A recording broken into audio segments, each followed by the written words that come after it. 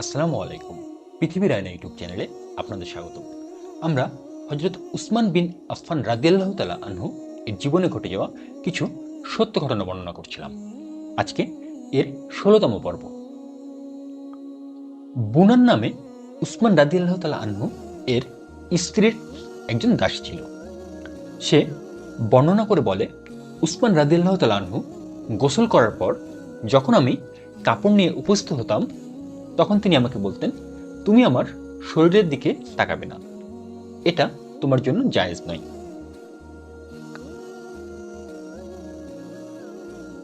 এই ঘটনাটা বলার যেটা উদ্দেশ্য সেটা হলো যে উসমান রাদিয়াল্লাহু তাআলা আনহু উনি কিন্তু বাসার যে দাসী আছেন তার সাথেও সে পর্দার ব্যাপারে কতটা যত্নবান, সেই বিষয়টি এখানে ফুটে এসেছে। নবী করিম সাল্লাল্লাহু আলাইহি ওয়াসাল্লাম তার সাহাবীদের মাঝে বসেছিলেন। সাহাবায়ে কেরাম মনোযোগ সহকারে তার মিষ্টি মধুর কথাগুলো শুনছিলেন। নবী করিম সাল্লাল্লাহু আলাইহি ওয়াসাল্লাম তখন খুব গুরুত্বের সাথে আল্লাহর কাছে এক লোকের মর্যাদা সম্পর্কে বর্ণনা করছিলেন। তিনি বললেন, যার হাতে আমার প্রাণ তার শপথ, আমার উম্মতের মধ্যে এমন একজন লোক আছে যার সুপারিশে আমার উম্মতের এত সংখ্যক মানুষকে জাহান্নাম থেকে মুক্তি দেওয়া হবে যে তাদের সংখ্যা রবিয়া ও মুদার গোত্রের লোক থেকেও বেশি হবে। হযরত হাসান রাদিয়াল্লাহু তাআলা আনহু বলেন, নবী করিম সাল্লাল্লাহু আলাইহি ওয়াসাল্লাম থেকে যারা এই হাদিস শুনেছেন তারা ওই লোক সম্পর্কে বলেছেন যে ওই লোক হচ্ছেন উসমান বিন আফফান রাদিয়াল্লাহু তাআলা আনহু অথবা ওয়াইস করণী রহমতুল্লাহ আলাইহি। এখানে আমরা যেটা দেখতে পাচ্ছি যে নবী করিম সাল্লাল্লাহু আলাইহি ওয়াসাল্লামের উম্মতদের ভিতর এমন একজনের মর্যাদার কথা এখানে বলা হয়েছে যে যার কারণে, যার সুপারিশে অসংখ্য মানুষ জাহান্নাম থেকে মুক্তি পাবে। এখানে দুটি গোত্রের কথা বলা হয়েছে, রবিয়া ও মুদার গোত্র। ঘটনার প্রেক্ষিতে আমরা বুঝতে পারছি যে এই দুইটি গোত্রে হয়তো অনেক বেশি মানুষ ছিল, যার জন্য হতে পারে নবী করিম সাল্লাল্লাহু আলাইহি ওয়াসাল্লাম এখানে সেই গোত্রের বর্ণনা করে, গোত্রের উদাহরণ নিয়ে এসেছেন। তো আর সেই লোক সম্পর্কে বলতে গিয়ে হযরত হাসান রাদিয়াল্লাহু তাআলা আনহু বলেন যে উনি হতে পারেন উসমান বিন আফফান রাদিয়াল্লাহু তাআলা আনহু অথবা ওয়াইস করণী রহমতুল্লাহ আলাইহি। আনন্দের বন্যা বয়ে যেতে লাগলো।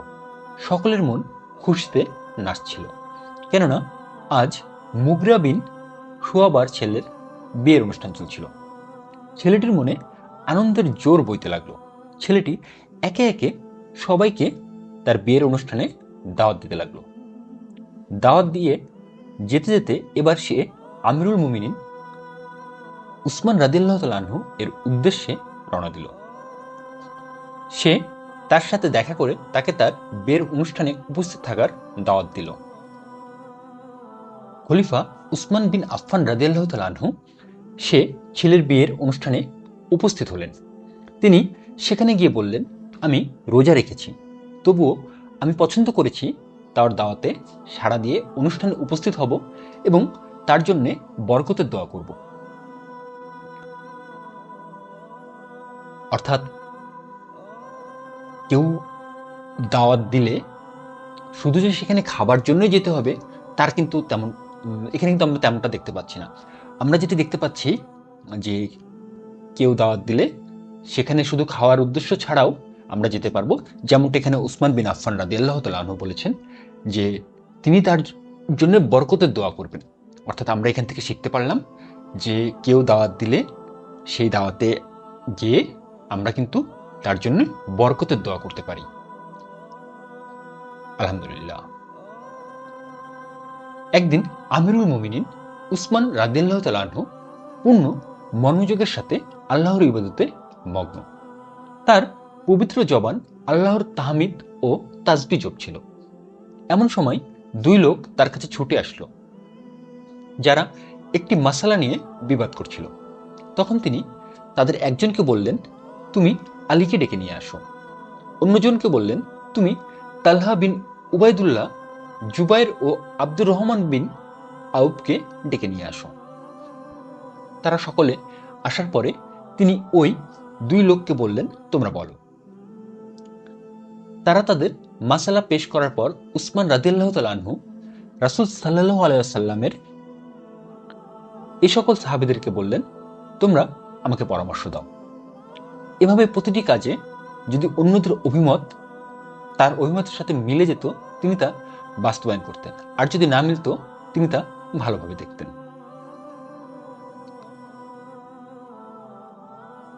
আমিরুল মুমিনিন থাকা অবস্থায় তিনি কিন্তু চাইলে তার যে অভিমত সেটা খুব সহজেই বাস্তবায়ন করার একটা সুযোগ তার কাছে ছিল।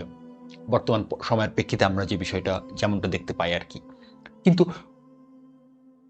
এই উসমান বিন আফফান রাদিয়াল্লাহু তাআলা আনহুর ক্ষেত্রে আমরা যেটা দেখতে পাচ্ছি যে যখন এরকম কোনো বিষয়ের মাঝখানে কিংবা বিষয় তার সামনে এসে উপস্থিত হচ্ছেন, যেখানে তিনি হয়তো কিছুটা দ্বিধাদ্বন্দ্বের ভিতর থাকতে পারেন, কিংবা বিষয়টা এমন হতে পারে যে উনি যে ধরনের সিদ্ধান্ত নেবেন তার চাইতে অন্যের পরামর্শ গ্রহণ করলে কিংবা অন্য কেউ হয়তো এর চেয়ে ভালো সিদ্ধান্ত নিতে পারবে, এরকম ব্যাপারে কিন্তু আমরা দেখতে পাই যে উসমান বিন আফফান রাদিয়াল্লাহু তাআলা আনহু অন্য যে সাহাবীরা ছিলেন তাদের পরামর্শ নিতেন, এবং তাদের পরামর্শ যখন তার অভিমতের সাথে মিলে যেত তখন তিনি সেটা বাস্তবায়ন করতেন।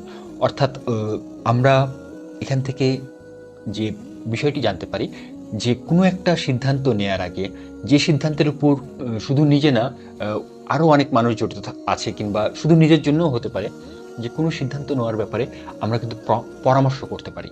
এবং এই পরামর্শর সাথে আরেকটু শব্দ আমি যোগ করতে চাচ্ছি, সেটা হলো যে অন্য একজন পরামর্শ আপনাকে দিল, সেইটাই যে নিতে হবে তেমনটাও কিন্তু আমরা এখানে দেখতে পাচ্ছি না।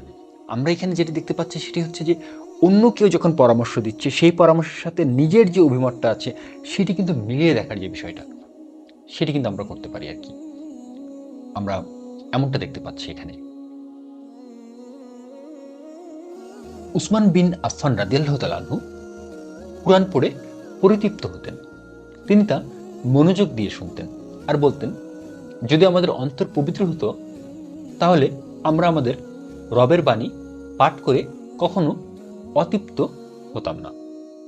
আমি অপছন্দ করি যে আমার কাছে এমন একটি দিন আসবে যেদিন আমি মাসাব দেখব না, অর্থাৎ তেলাওয়াত করব না। এ কারণে দেখা গেছে তিনি কোরআন তেলাওয়াত করা অবস্থায় শাহাদত বরণ করেছেন।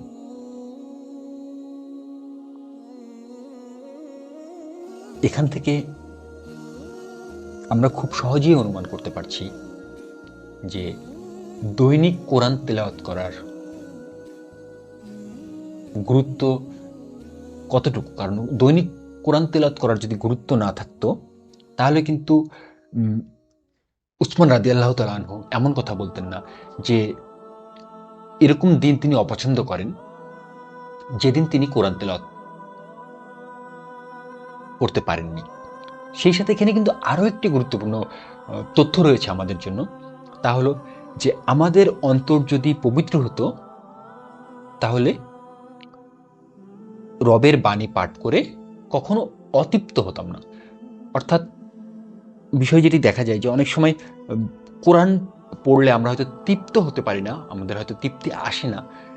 এর কারণটা হচ্ছে এই যে সেক্ষেত্রে আমাদের অন্তর পবিত্র না, মানে আমাদের অন্তর হয়তো পুরোপুরি তখন পবিত্র না। যখন অন্তর পুরোপুরি পবিত্র হয়ে যাবে, অন্তর যদি এখানে পুরোপুরি শব্দটা ব্যবহার করা হয়নি, এখানে বলা হয়েছে যে শুধু অন্তর পবিত্রের কথা বলা হয়েছে, যে অন্তর যদি পবিত্র হয়ে যায় তাহলে রবের বাণী পাঠ করে আমাদের কখনো অতৃপ্তি হবে না।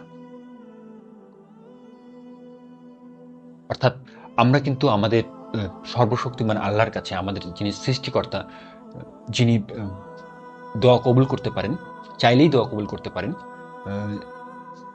তার কাছে আমরা দোয়া করতে পারি যে আল্লাহ আপনি আমাদের অন্তরকে ওই পর্যায়ের পবিত্রতা দান করুন যে পর্যায়ের পবিত্রতা থাকলে আপনার বাণী পড়ে কখনো অতৃপ্ত থাকবো না। এক মহিলা উসমান রাদিয়াল্লাহু তাআলা আনহু এর দরবারে আসা যাওয়া করত। একদিন তিনি সে মহিলাকে আসতে দেখলেন না। তখন তিনি তার পরিবারকে জিজ্ঞেস করলেন, অমুক মহিলার কি হলো? আমি যে তাকে দেখতে পাচ্ছি না। তার স্ত্রী বললেন, সে মহিলা গতরাতে একটি ছেলে প্রসব করেছে। এই সংবাদ শুনে তিনি ওই মহিলার কাছে 50,000 দিরহাম ও কাপড় চোপড় পাঠিয়ে দিয়ে বললেন, এগুলো তোমার ছেলের জন্য উপহার, আর এগুলো তার পোশাক। বর্ণনাকারী বলেন, আবু ইসাক রহমতুল্লাহ আলাইহি আমার দাদা উসমান রাদিয়াল্লাহু তাআলা আনহু এর পাশ দিয়ে যাওয়ার সময় আমার দাদা তাকে বললেন, শায়েক, আপনার সাথে আপনার পরিবারের কতজন থাকে? তিনি বললেন, এতজন থাকে। তখন আমার দাদা আমিরুল মুমিনিন উসমান রাদিয়াল্লাহু তাআলা আনহু বললেন, আমরা আপনার জন্য 15,000 দিরহাম ধার্য করলাম, আর আপনার পরিবারের জন্য 1,00,000 দিরহাম ধার্য করলাম। উসমান রাদিয়াল্লাহু তাআলা আনহু এর দানশীলতার ব্যাপারে আমরা আগে থেকেই জানি, কিংবা উসমান রাদিয়াল্লাহু তাআলা আনহু সম্পর্কে যিনি কিছুটা হলেও জানেন, সে হয়তো উসমান রাদিয়াল্লাহু তাআলা আনহুর দানশীলতা সম্পর্কে অবগত হয়ে থাকবেন বলে আমি বিশ্বাস করি।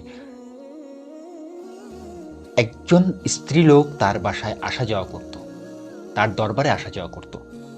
মানে এই বিষয়টুক থেকে কিন্তু আমরা এতটা বুঝতে পারছি যে উনি সেই স্ত্রীলোক কিন্তু তার আত্মীয় স্বজন ছিলেন না। কারণ যদি আত্মীয় স্বজন থাকতেন তাহলে তো সে হয়তো সেই মহিলা তার সম্পর্কে যেটা হবে সেটাই উল্লেখ করতেন। কিন্তু এখানে কিন্তু বলা হয়েছে যে সেই মহিলাকে দেখতে না পাওয়ার ফলে তিনি জিজ্ঞাসা করেছেন যে অমুক মহিলার কি হলো। এমন সময় তার স্ত্রী যখন তাকে বললেন যে সে একটি ছেলে প্রসব করেছে, তখন কিন্তু সাথে সাথে সেই মহিলার কাছে 50,000 দিরহাম ও কাপড় চোপড় পাঠিয়ে দিয়েছেন উপহার হিসেবে। আলহামদুলিল্লাহ, কত চমৎকার উপহার উসমান রাদিয়াল্লাহু তাআলা আনহুর পক্ষ থেকে। আর এই ঘটনাটি যিনি বর্ণনা করেছেন তিনি বলেন যে আবু ইসাক রহমতুল্লাহ আলাইহি আমার দাদা উসমান রাদিয়াল্লাহু তাআলা আনহু এর পাশ দিয়ে যাওয়ার সময়, অর্থাৎ বর্ণনাকারীর দাদা হচ্ছে উসমান রাদিয়াল্লাহু তাআলা আনহু, আমার দাদা তাকে বললেন, শায়েক, আপনার সাথে আপনার পরিবারের কতজন থাকে?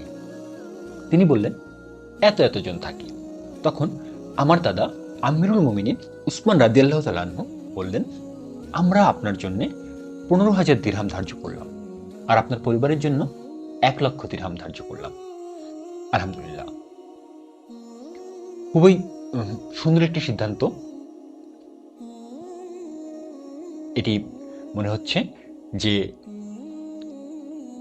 শায়েক আবু ইসাক রহমতুল্লাহ আলাইহি, উনাকে তিনি শায়েক বলে সম্বোধন করেছেন, এবং তার ভিতর কি দেখে কিংবা কি বুঝে অথবা যে কারণেই হোক, যে এই যে একজন মানুষ হঠাৎ করে তার পাশ দিয়ে যাচ্ছে এবং তাকে দেখে তিনি তার জন্য টাকা ধার্য করে দিচ্ছেন, এটা কিন্তু এত সহজ না। আমরা মুখে যতটা সহজে বলে ফেলছি, আমরা কি এরকম মানুষের জন্য, এরকম একজন খলিফা, আমাদের মুসলিম জাহানের যিনি খলিফা ছিলেন, এরকম একজন মানুষের জন্য আমার আসলে প্রথমে যেটি মনে এসেছিল যে তার জন্য আমরা কিছুটা দোয়া করব, কিন্তু এটি যখন আমার মনে হলো যে উসমান রাদিয়াল্লাহু তাআলা আনহুর জন্য আমি আল্লাহর কাছে কিছুটা কিংবা আমরা আল্লাহর কাছে দোয়া করবো, আল্লাহ যেন তার ভালো করেন, মঙ্গল করেন, কিংবা এরকম ভালো কিছু, তখন আমার মনের ভিতরে যেটি উদয় হয়েছেন যে এই মুহূর্তে এমন একজন সম্পর্কে কথা বলা হচ্ছে যিনি দুনিয়ায় থাকা অবস্থায় জান্নাতের সুসংবাদ নিয়ে গিয়েছেন এবং যিনি জান্নাতে যাবেন। আর আল্লাহ তাআলা যেটা বলছেন যে জান্নাত লাভ করাটা হলো মহাসাফল্য। তার মানে উসমান রাদিয়াল্লাহু তাআলা আনহু তার জীবন দশায় সে মহাসাফল্য লাভ করেছেন। মানে আমার মতো একজন ক্ষুদ্র মানুষ তার জন্য কি দোয়া করবেন, আমি এটাই ভেবে পাচ্ছি না। তারপরও আমি আমার সৃষ্টিকর্তা, আমার আল্লাহর উদ্দেশ্যে বলি, আল্লাহ আমার দ্বারা কিংবা যারা দর্শক শ্রোতাবৃন্দ আছেন তাদের কারো দ্বারা যদি আপনি পছন্দ করেন, আপনি আমাদের থেকে দয়া করে উসমান রাদিয়াল্লাহু তাআলা আনহু এর জন্য কোনো আহ, দোয়া করার সুযোগ দিবেন। আহ, এটা আপনার কাছে আহ, আমার একটি আশা আর কি। আহ, আর অবশ্যই আপনি সর্বশ্রোতা এবং সব কিছুই শোনেন, এবং এই মুহূর্তে আমি যেটি বলছি সেটাও আপনি শুনছেন, এবং আপনি এমন একজন সৃষ্টিকর্তা যিনি কিন্তু কোনো কিছু ভুলেন না। আলহামদুলিল্লাহ আল্লাহ, যে আপনাকে আপনার সন্ধান আপনি আমাদের দিয়েছেন, আপনাকে চিনিয়েছেন কিংবা চেনার সুযোগ দিচ্ছেন, এবং আশা করি যে আমাদের মৃত্যুর পরে আপনি দয়া করে আমাদেরকে জান্নাতুল ফেরদৌস দান করবেন। আজকের মতো ঘটনা এই পর্যন্তই। এরকম আরও ঘটনা শোনার জন্য এবং জানার জন্য কাইন্ডলি আমাদের সাথেই থাকুন। ধন্যবাদ।